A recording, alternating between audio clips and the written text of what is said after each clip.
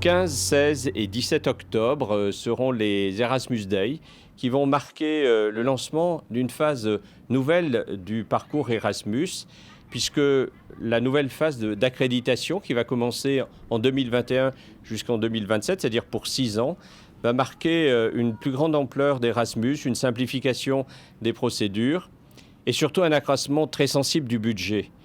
Nous allons passer de 14 milliards à 30 milliards pour l'ensemble de l'Union européenne. Et cela va toucher bien évidemment notre région académique avec un nombre considérable d'établissements, d'écoles, de collèges, de lycées, d'universités bien évidemment qui vont y participer. Aujourd'hui, avec plus de 30 ans d'existence d'Erasmus, eh bien, c'est toute une catégorie de décideurs, de cadres, d'actifs de tout niveau qui sont maintenant pleinement impliqués dans la vie de nos sociétés, qui ont pu participer à Erasmus. Ça a changé profondément leur regard sur eux-mêmes d'abord, et puis sur les autres pays. On nous parle souvent de la construction de l'Europe, mais il ne faut pas qu'elle soit intellectuelle. Il faut qu'elle se traduise par des objectifs précis et surtout par des rencontres entre les différents pays, les différentes cultures, et qui s'enrichissent mutuellement. C'est cela qui est important dans Erasmus. Au-delà, il y a bien sûr le désir de donner un sens à ce qui existe juridiquement, qui est la citoyenneté européenne.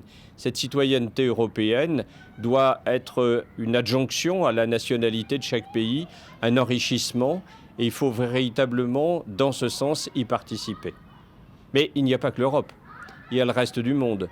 Aujourd'hui, la génération des lycéens, des étudiants, est particulièrement sensible à la crise climatique, au réchauffement, à tout ce qui préoccupe sur le devenir de la planète elle-même. Et cet aspect-là sera un point important dans Erasmus, comme la solidarité qui touche également l'Europe, mais qui touche l'ensemble du monde.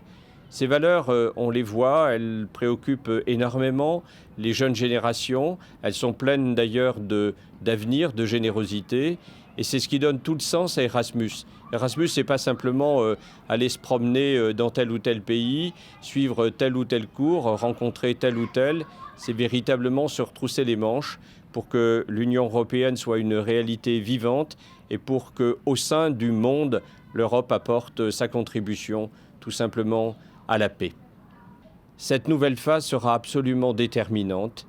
Je vous invite tous à y participer avec ardeur, avec beaucoup d'idées et surtout avec un petit grain de folie qui a toujours été lié à Erasmus.